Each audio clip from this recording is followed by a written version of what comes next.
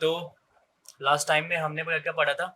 Thermistor पढ़ा था, जो कि यूज़ किया जाता है सुपर कंडक्टर्स जैसे मटेरियल्स की टेम्परेचर्स को मेज़र करने के लिए। तो और उससे पहले हमने टेम्परेचर डिपेंडेंसी देखी थी। उस पे क्वेश्चंस कर लेते हैं, numerical question. The resistance of the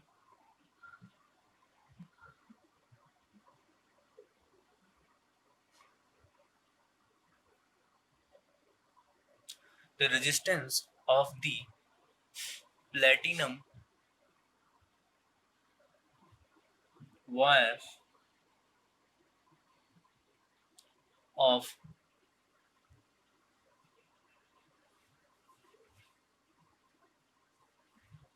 platinum resistance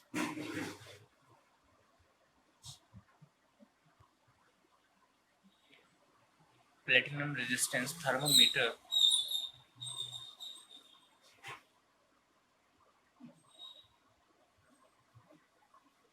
at the ice point is 5 ohm,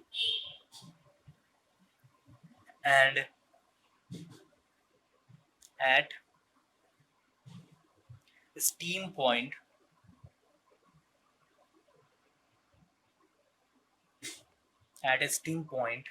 is 5.23 ohm. When the thermometer is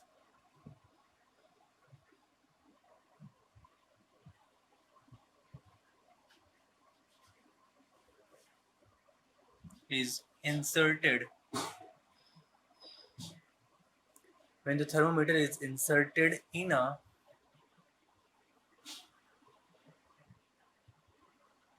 hot bath,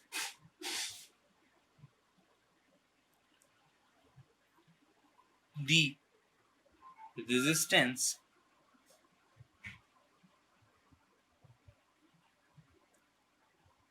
of the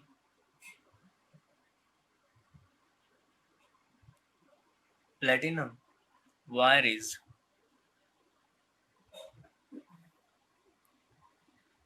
5.795 ohm. Calculate the temperature of the bath.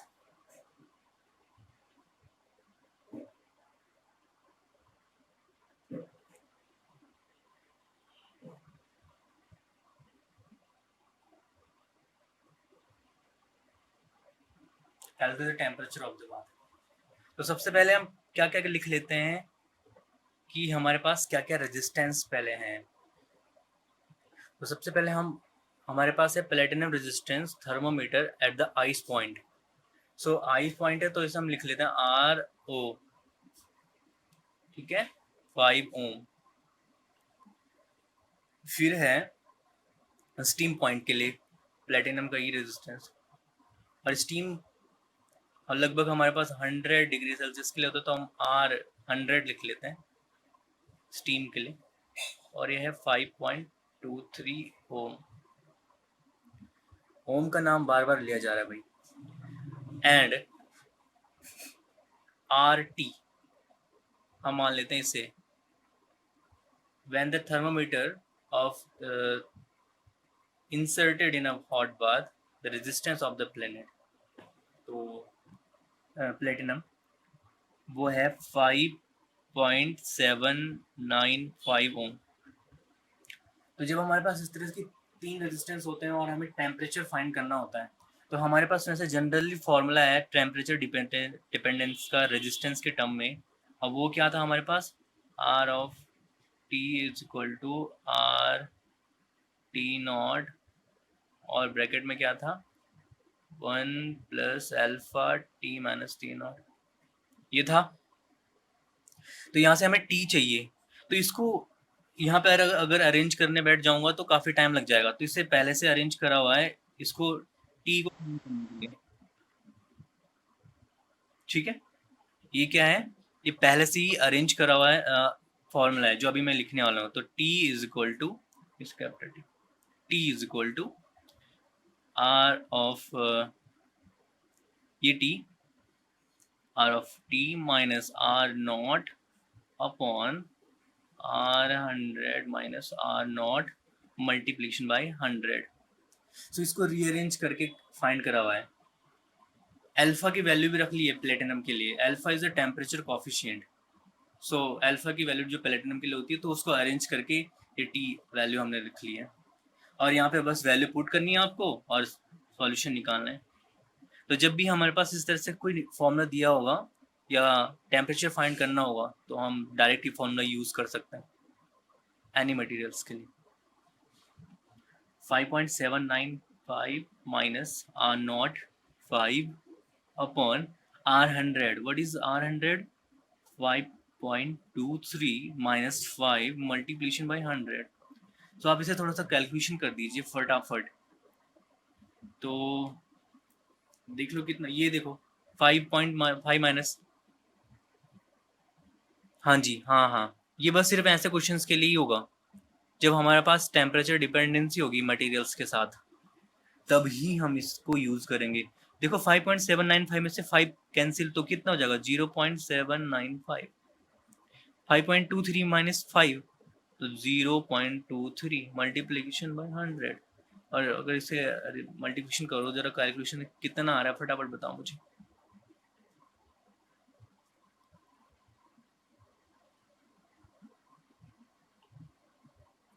और एक chapter है ये, एक book है ये, super conductors एक तरह से। तो super conductors very important for your research.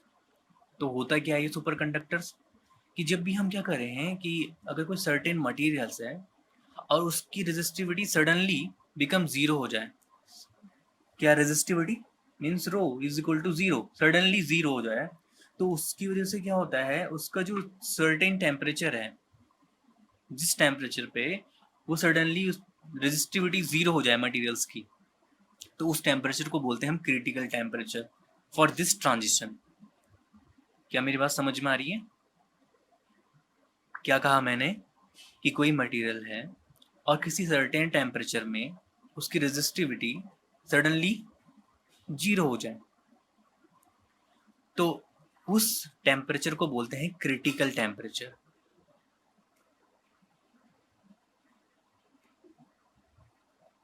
There are certain material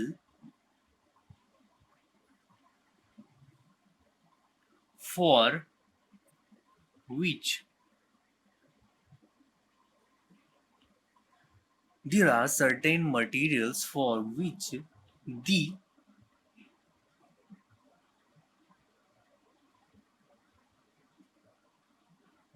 resistivity suddenly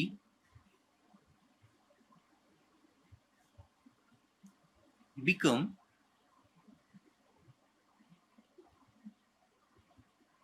zero below a certain temperature.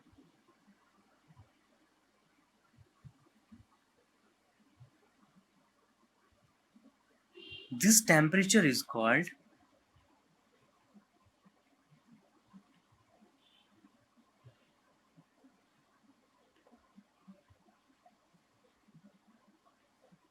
critical temperature.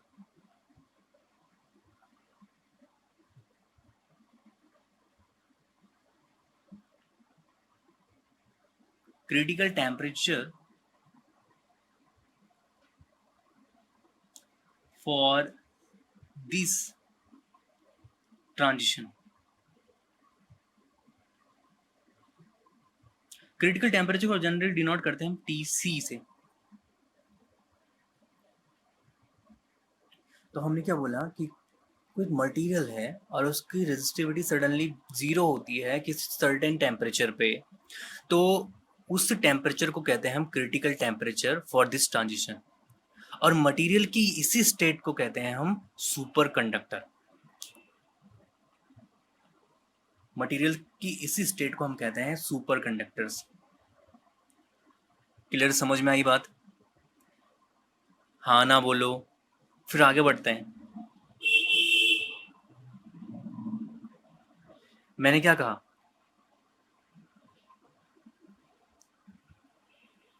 ये समझ में आ रहा है अभी कि कोई भी मटेरियल्स है, उसकी रेजिस्टिविटी सडनली क्या हो जाए, जीरो हो जाए किसी सर्टेन टेम्परेचर पे, तो उस टेम्परेचर को बोलते हैं हम critical temperature for this transition. और इस स्टेट को कहते हैं, मटेरियल की इस स्टेट को कहते हैं सुपर कंडक्टर। मटेरियल की इस स्टेट को हम कहते हैं सुपर कंडक्टर। नेक्स्ट पीछे करता हूं मैं। In this state is called a superconductor।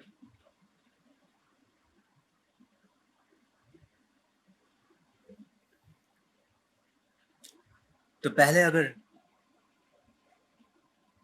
तो ये देखो, ये मेरी प्रॉब्लम नहीं है, ये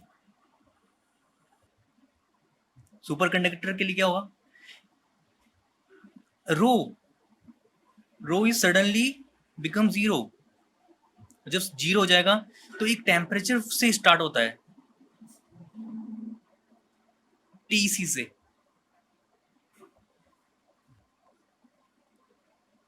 ये होगा सुपर कंडक्टर के लिए।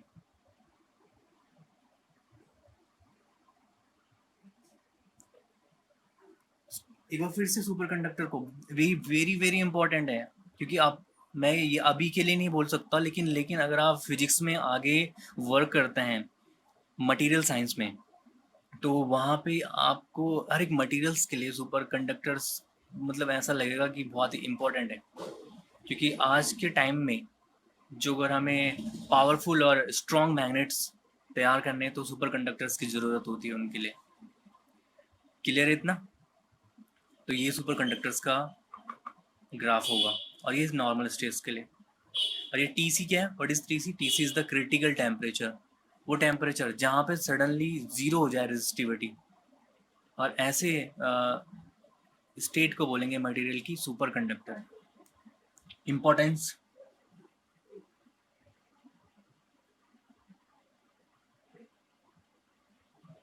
इंपॉर्टेंस देखो, अगर हमारे पास कोई मटेरियल है और उसमें इलेक्ट्रिक करंट को सेटअप किया जाता है, कोई मटेरियल क्या, अगर मैं ये बोल रहा हूँ सुपर कंडक्टर है, ठीक है, और सुपर कंडक्टर में इलेक्ट्रिक करंट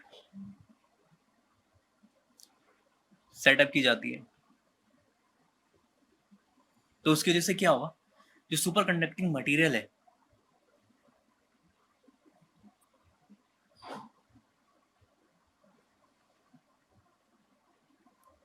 ओ सॉरी, इम्पोर्टेंस, ठीक है यार मेरा, क्या बोला मैंने, कि सुपर कंडक्टिंग में अगर electric material, electric current setup कर देंगे तो लंबे समय तक रहेगी। और इलेक्ट्रिक करंट अगर किसी मटेरियल में रहती है तो उसके चारों तरफ कौन सा फील्ड प्रोड्यूस हो जाता है, मैग्नेटिक फील्ड, है ना मजे की बात? तो यही तो बात है, सुपर कंडक्टिंग मटेरियल को इसीलिए हम एक स्ट्रॉन्ग मैग्नेटिक मैग्नेट्स की तरह यूज कर सकते हैं और यूज करते हैं। तो बात आती है इसके यूज की। तो यूजेस में इसका यही यूज है कि construct very strong magnet.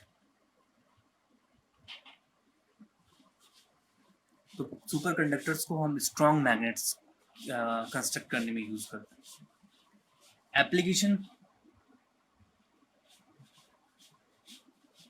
Industry में कहाँ कहाँ इसका यूज किया जाता है?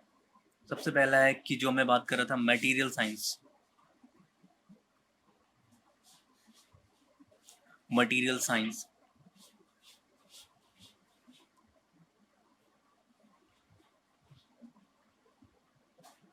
material science research. Second,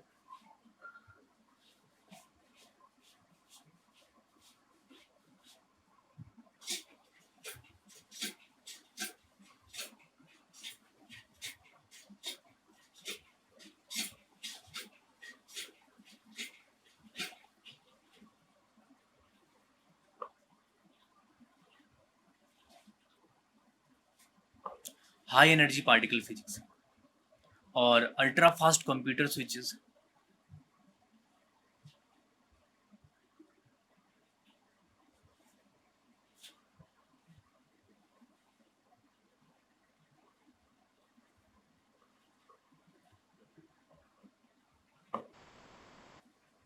ultra fast computer switches, जो काफ़ी अल्ट्रा फास्ट कंप्यूटर स्विचेस होते हैं, वहाँ पर हम इसको यूज़ करते हैं. जैसे सुना भी होगा तुमने, सुपर कंप्यूटर भी है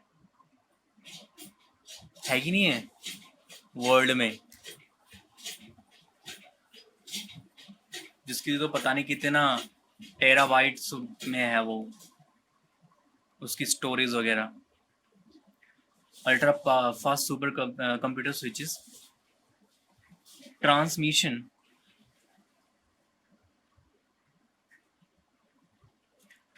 of electric power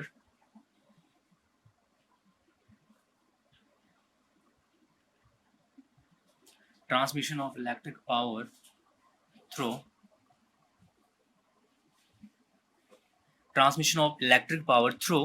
superconducting power lines.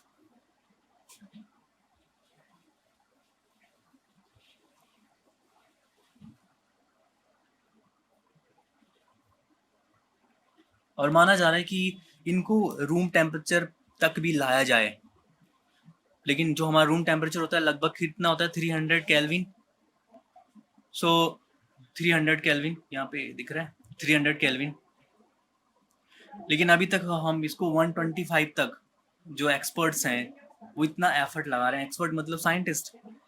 सो वो साइंटिस्ट सुपर कंडक्टिंग जो मटेरियल्स हैं उसको 125 केल्विन तक लाने की कोशिश कर चुके हैं. 300 केल्विन अभी तक लाना बाकी है, क्योंकि इसमें क्या होता है, इसमें जो टेम्परेचर होता है वो काफ़ी स्मॉल टेम्परेचर को यूज़ किया जाता है, बहुत ही स्मॉल टेम्परेचर. हम देख रहे हैं ना ग्राफ में, क्रिटिकल टेम्परेचर तक पहुंचेगा तब वो रेजिस्टिविटी कुछ वैल्यू देगी, नहीं तो सडनली रेजिस्टिविटी क्या हो रहा है, जीरो हो रहा है. इसलिए तो अभी भी इसमें थोड़ा और एफर्ट लगाया जा रहा है, पर लेकिन 125 तक केल्विन तक लाना भी एक अपने आप में बहुत बड़ी उपलब्धि है, काबिल ए तारीफ है वो साइंटिस्ट के लिए. तो ये था सुपर कंडक्टर. एक बार फिर से रिवाइज कर लेते हैं, सुपर कंडक्टर था क्या. सुपर कंडक्टर हमारे पास था एक तरह का ऐसा मटेरियल जिसकी रेजिस्टिविटी सडनली क्या हो जाती है, जीरो हो जाती है एक सर्टेन टेम्परेचर पे, और उस सर्टेन टेम्परेचर को कहते हैं हम क्रिटिकल टेम्परेचर. और फॉर द ट्रांजिशन, इस ट्रांजिशन के लिए, और मटेरियल की इस स्टेट को कहते हैं हम सुपर कंडक्टर. और नॉर्मल स्टेट में जो मटेरियल होता है उसका ग्राफ कुछ इस तरह से आता है, और सुपर कंडक्टर्स के लिए इस तरह. TC is critical temperature. Importance बता दी थी हमने कि काफ़ी लंबे समय तक इस इलेक्ट्रिक करंट्स को रखे रहता है विदाउट एनी अप्लाइड EMF, और यूज़ है इसका construct very strong magnets. Application है मटेरियल साइंस में, एनर्जी में, और हाई एनर्जी पार्टिकल फिजिक्स में, अल्ट्रा फास्ट कंप्यूटर स्विचेस में, और ट्रांसमिशन ऑफ इलेक्ट्रिक पावर्स में. तो ये हैं इसके एप्लीकेशंस. तो नेक्स्ट बात करते हैं अब नए टॉपिक की. तो क्या आप नए टॉपिक को पढ़ने के लिए तैयार हैं? हाँ ना बोलो. सिंपल है. तो बैटरी है क्या?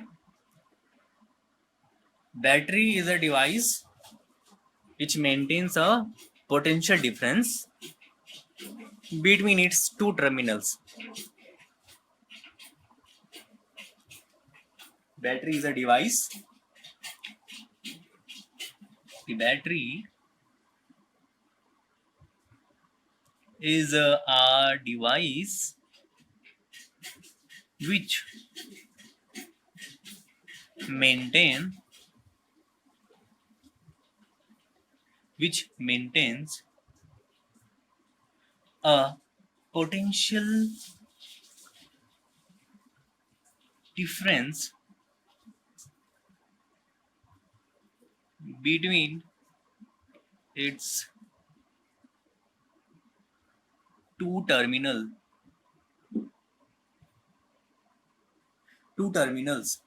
अब वो टर्मिनल्स हम कुछ भी बना सकते हैं, P Q A B C D X Y Z W O A क ख ग ग, है ना, अक्षतरा,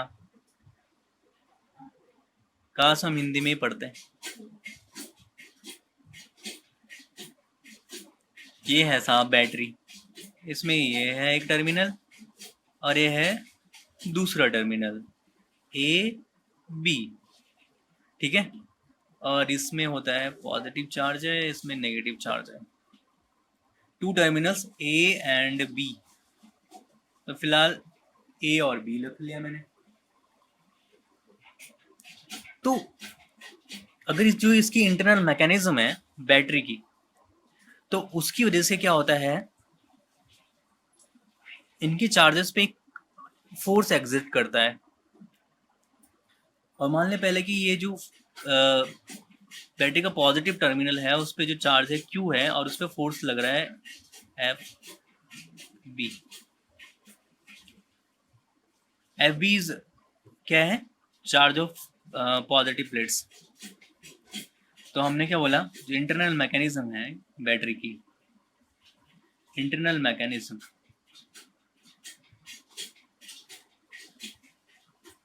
उस इंटरनल मैकेनिज्म की वजह से इसका जो मटेरियल्स है उनके चार्जेस के बीच में exerts force on the charges of the battery materials।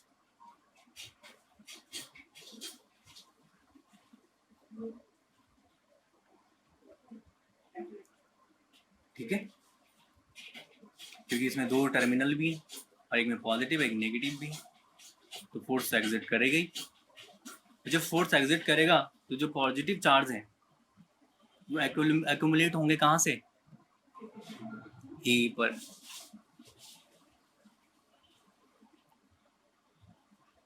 Positive charge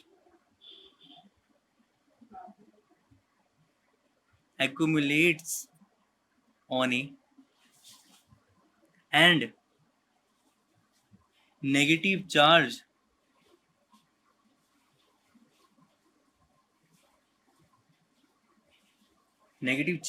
on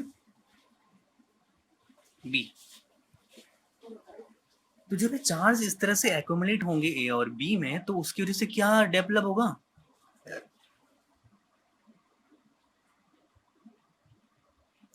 develop potential difference.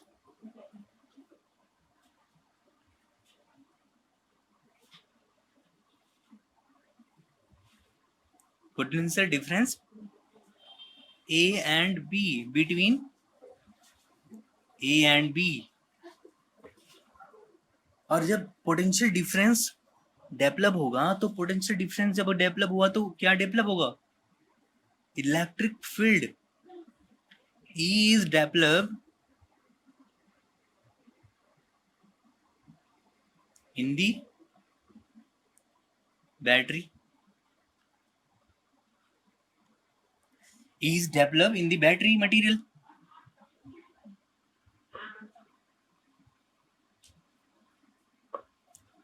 ठीक है,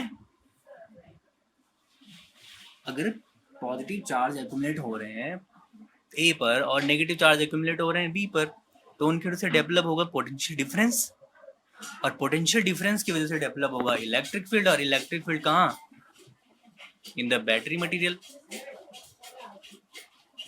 battery material A and B. तो एक्सर्ट फोर्स कितना होगा, एक्सर्ट फोर्स FE, और फोर्स इक्वल टू क्या होता है,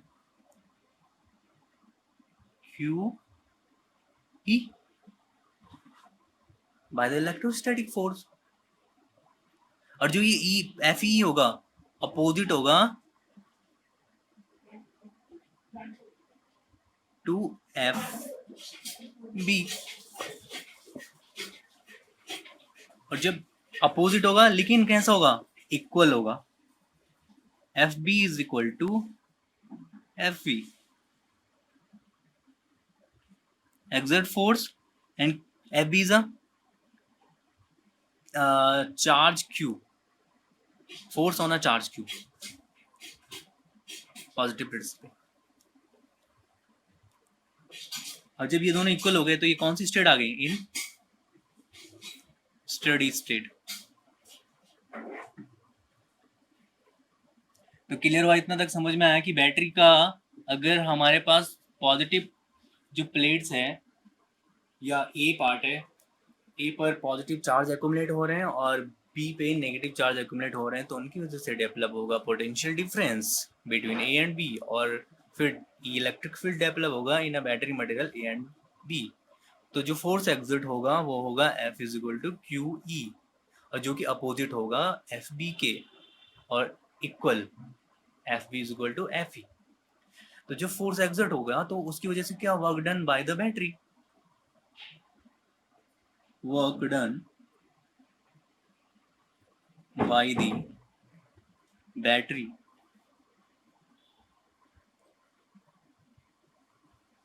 force FB is W is equal to force into displacement D, और D को हम क्या रख लेते हैं, where D क्या होगा इनका, D is the distance between A and B, D is the distance between A and B।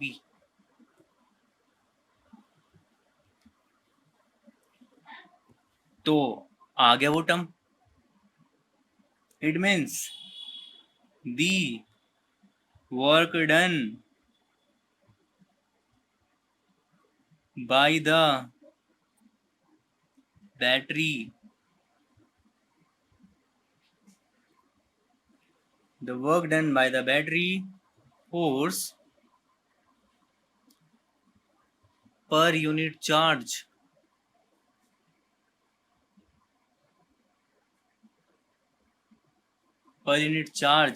is called EMF of the battery।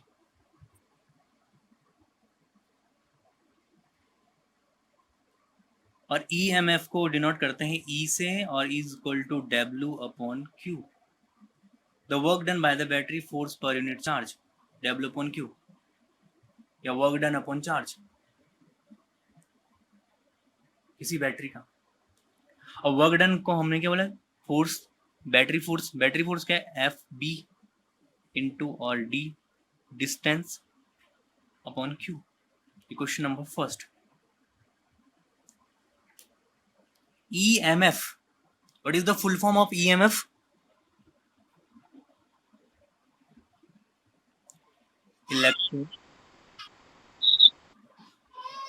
Electromotive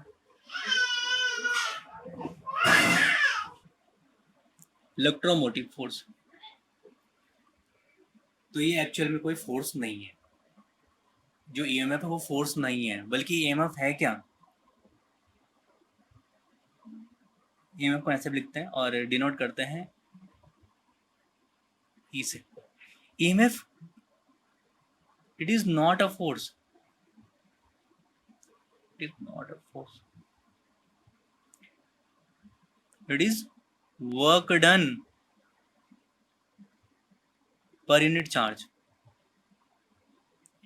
ये work done per unit charge है, ये कोई फोर्स नहीं है।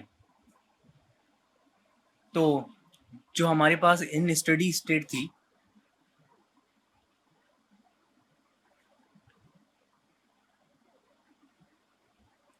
Steady state क्या था, जो battery force था इज इक्वल था एक्सर्ट फोर्स के, और एक्सर्ट फोर्स इक्वल था क्यू ई, और दोनों तरफ हम क्या कर देते हैं, मल्टीप्लिकेशन कर देते हैं डी डी की, डिस्टेंस है जो, ई इंटू डी क्या होता है,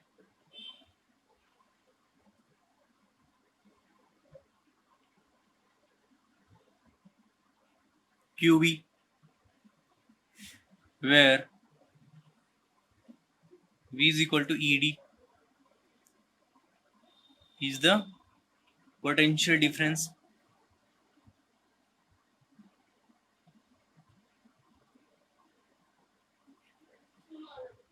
between its terminal.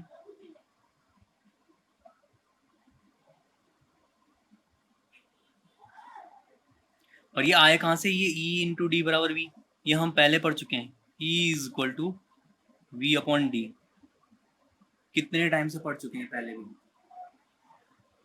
तो thus F D upon Q, F V D upon Q, electromotive force के डिफिनेशन से भी देख लो, क्या होता था, वर्क डन अपॉन चार्ज, और वर्क क्या होता था, F B into D upon Q, और F B D upon Q क्या हो जाएगा, वी। तो ईएमएफ किसकी इक्वल आ गया, potential difference between the terminals.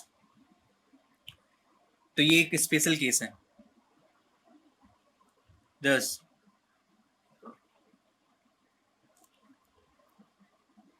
Then EMF of a battery equal the potential difference equals the potential difference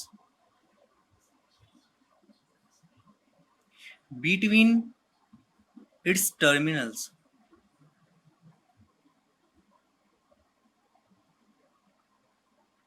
when, कब होंगे ये दोनों equal, when the terminals are not connected externally।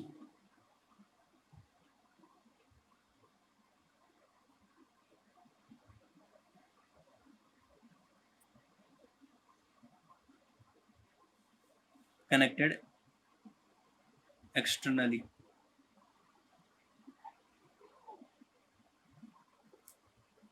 and the terminals are not connected externally।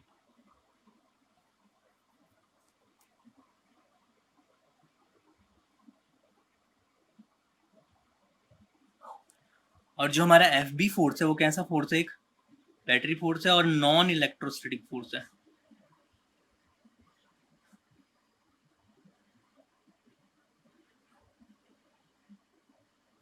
Non electrostatic force in nature.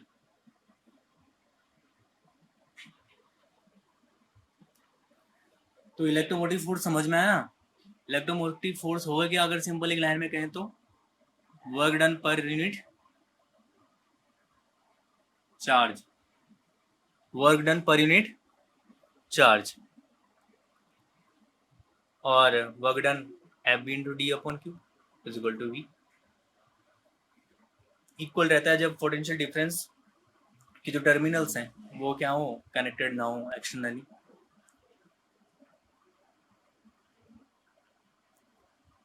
हाँ ये थी last line की, जो battery force है वो नॉन इलेक्ट्रोस्टैटिक फोर्स होता है नेचर, वो इलेक्ट्रोस्टैटिक फोर्स नहीं है। इलेक्ट्रोस्टैटिक फोर्स क्या है, एफ ई क्यू इंटू ई। तो ये बैटरी और ये ईएमएफ था। अब बात करते हैं सेल की।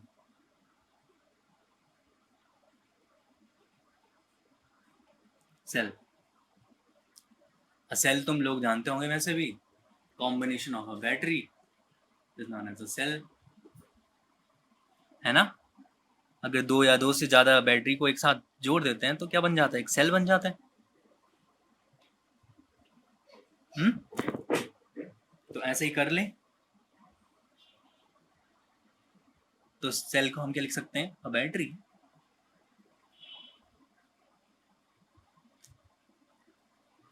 A battery is often prepared by putting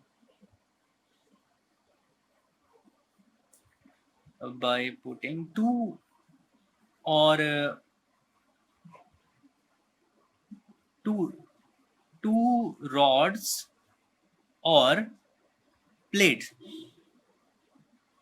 rods electro जो केमिकल सॉल्यूशंस होते हैं उनमें तुमने देखा होगा एनोड कैथोड रॉड होती हैं, वहां पे वो भी तो सेल ही हैं। और प्लेट्स तो हम यहाँ देख ही रहे हैं, positive plates negative plates electric circuits में। तो पुटिंग टू रॉड्स और plates of different metals,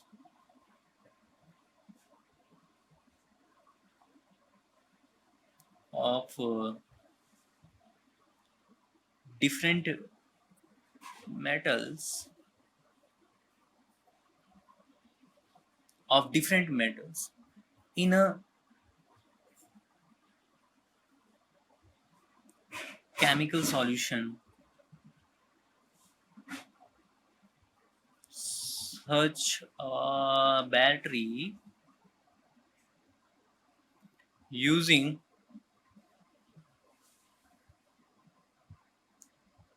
chemical reaction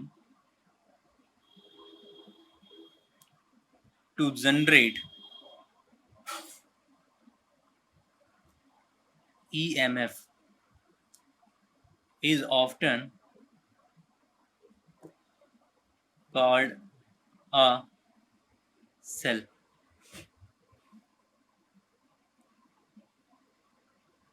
तो यही केमिकल रिएक्शन की वजह से क्या जनरेट होता है, EMF, और उन्हें कहते हैं हम सेल। तो हमारे फ़ोन में भी तो एक बैटरी होती है, हमारे मोबाइल फ़ोन में भी। अब वो पैक होती है। पहले तो जो छोटे मोटे नोकिया फ़ोन्स थे उनके फ़ोन की बैटरी को हम आसानी से निकाल सकते थे, चेक करते थे आगे जीप की नॉक को टच करके बैटरी चार्ज है कि डिस्चार्ज है। अब वाली बैटरी को निकाल के जीप से टच करने का मज़ा चला गया है। अब हमारे पास और टॉर्च में भी देखे होंगे सेल होते हैं।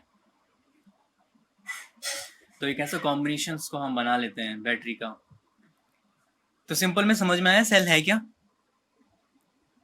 बैटरी सही ऑप्टन मतलब प्रिपेयर करके बनाए जाते हैं सेल, और लेकिन कैसे, जैसे टू रॉड हैं प्लेट्स हैं उनको डिफरेंट मेटल के केमिकल सॉल्यूशंस में से बनाया जाता है, और वो क्या करते हैं जब केमिकल रिएक्शंस करते हैं तो उनकी वजह से जनरेट होता है EMF, और इसे कहते हैं सेल।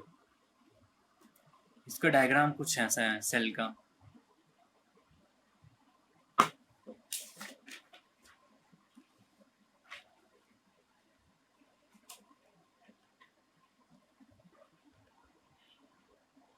ये बैटरी है,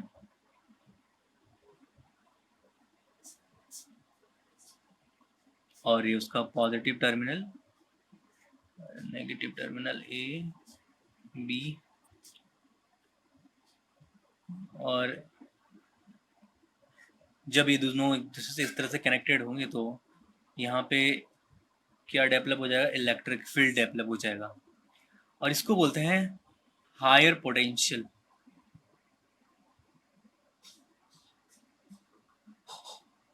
इसे बोलते हैं हायर पोटेंशियल, और इसे बोलते हैं लोअर पोटेंशियल।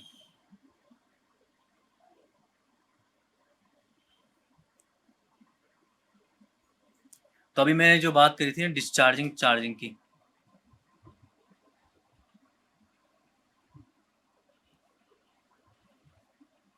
हायर पोटेंशियल और लोअर पोटेंशियल, चार्जिंग और डिस्चार्जिंग की, तो हम यहाँ पे बता देते हैं उसे तुम्हें कैसे। जो पॉजिटिव चार्जेस होते हैं वो एंटर करते हैं पॉजिटिव टर्मिनल से,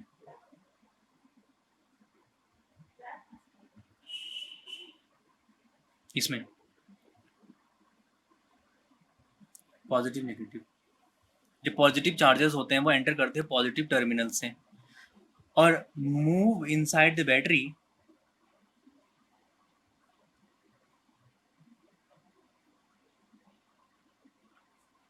वो करते हैं नेगेटिव टर्मिनल की वजह से।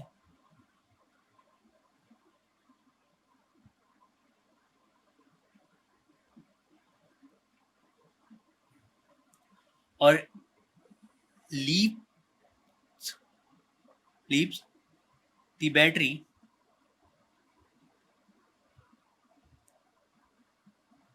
वो भी करते हैं नेगेटिव टर्मिनल के नेगेटिव टर्मिनल से, यहीं से, यहाँ से मूव इनसाइड द बैटरी और लीव द बैटरी यहाँ से नेगेटिव टर्मिनल से। तो इस कंडीशन को बोलते हैं जहाँ पे पॉजिटिव चार्ज एंटर कर रहे हैं पॉजिटिव टर्मिनल से और move inside the battery negative terminal से और leaves the battery negative terminal से, इसे बोलते हैं such a process is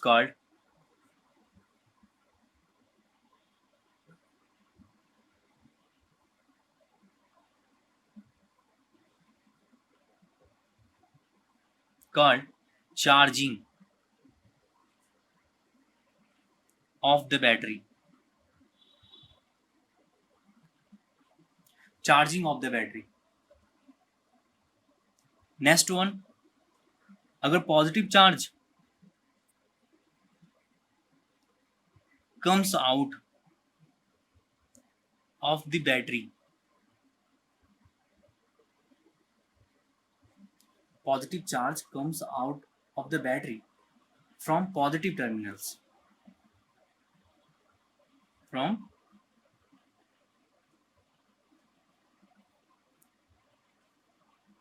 positive terminals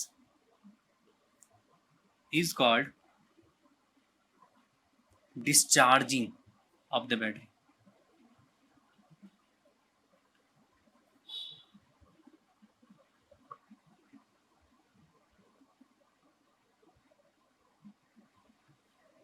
charging का मतलब क्या है कि पॉजिटिव चार्ज एंटर कर रहे हैं पॉजिटिव टर्मिनल्स में और moves inside the battery negative terminal से और leaves the battery negative terminal से, तो उस प्रोसेस को बोलेंगे हम चार्जिंग। बैटरी चार्ज हो रही है भाई, और अगर positive charge comes out of the battery from the positive terminals तो उसे बोलेंगे डिस्चार्ज, बैटरी डिस्चार्ज है।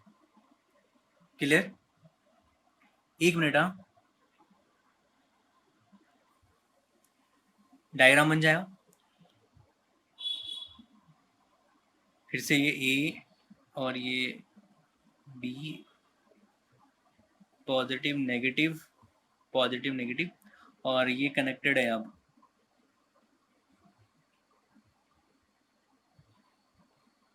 ये कोई रेजिस्टेंस है कैपिटल आर, ये पॉइंट है सी, ये पॉइंट है D,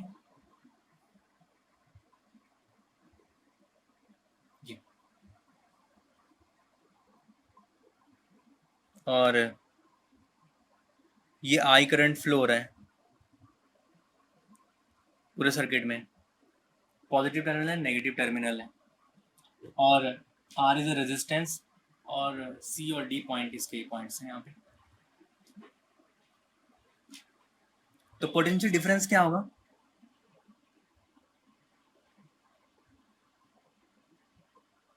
potential difference across the resistor, potential difference across the resistors, वो क्या होगा? V is equal to higher potential minus lower potential, VA minus VB, और यहाँ पे भी क्या होगा? Higher potential VC minus VD। अब पोटेंशियल इज इक्वल टू क्या होता है अकॉर्डिंग टू ओम्स लॉ? क्या होता है? I R, होता है कि नहीं होता है? तो V is equal to small I are.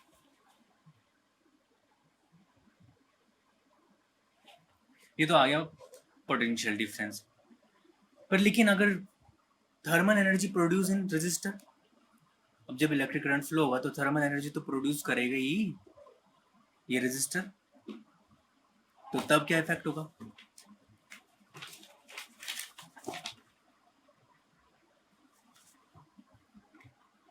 तो अगर ये थर्मल एनर्जी प्रोड्यूस करता है रेजिस्टर,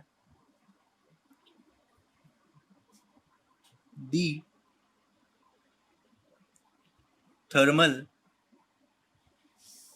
अच्छा एक मिनट रुक जाओ, thermal energy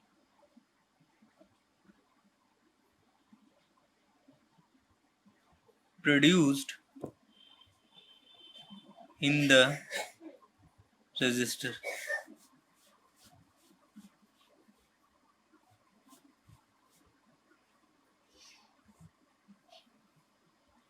अगर थर्मल एनर्जी प्रोड्यूस करता है रजिस्टर, तो देखो भाई ये है, ये लास्ट लाइन ध्यान से लिखो, फटाफट से लिखो, जल्दी लिखो। तो the thermal energy produce in the resistor, तो क्या होगा, in time T, small time T में, a charge Q is equal to IT goes through the circuit, goes through the circuit.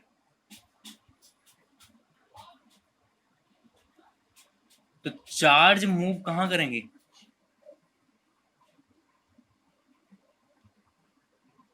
Between C to D,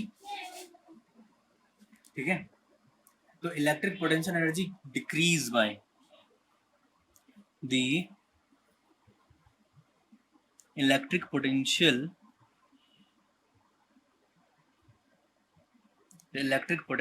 energy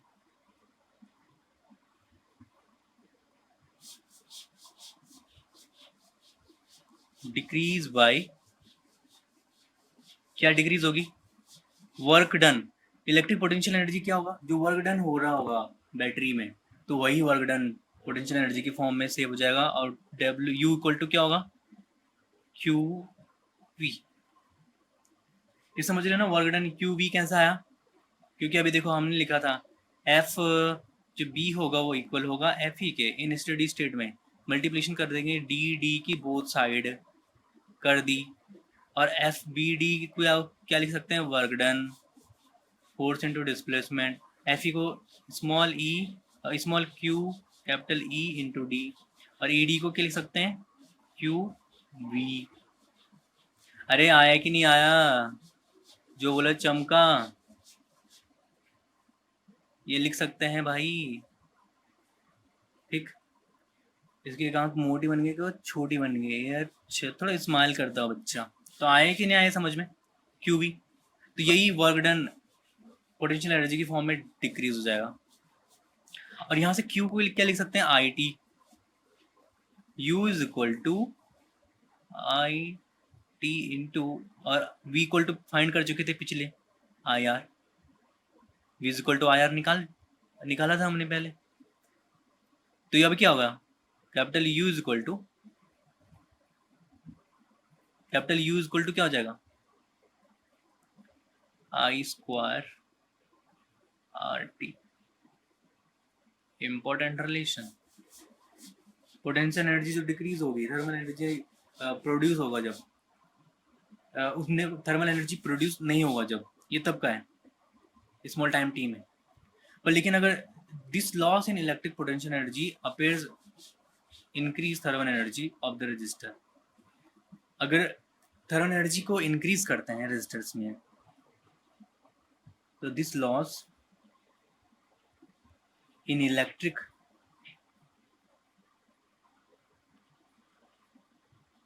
potential energy appear as increased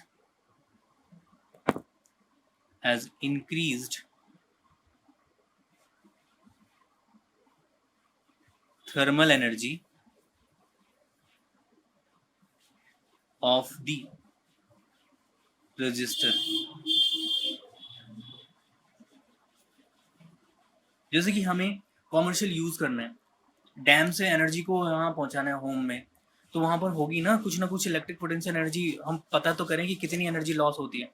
तो अब उस losses को अगर हम क्या करना चाहते हैं, थर्मल एनर्जी से इंक्रीज करना चाहते हैं यहाँ पे रेजिस्टर्स की, तो हमें कितना पावर डेवलप करना पड़ेगा, तो द पावर डेवलप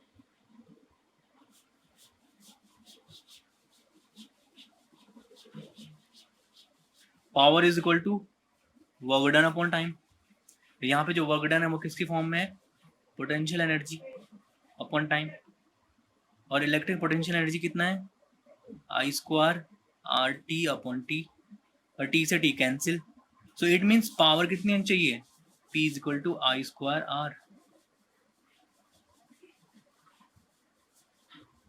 और P is equal to V square upon R is equal to V I. ये कैसा है, using Ohm's law. Ohm's law को यूज करके हमने फाइंड करा ये पावर। वेरी इंपॉर्टेंट रिलेशन है पावर के। P is equal to I square R upon I square R, P is equal to V square upon R equal to VI. This is a very important relation for your power formula. ये सब लिख लिया तुम लोगों ने, ये very very important relation था। इसमें एक न्यूमेरिकल क्वेश्चन लिख लो।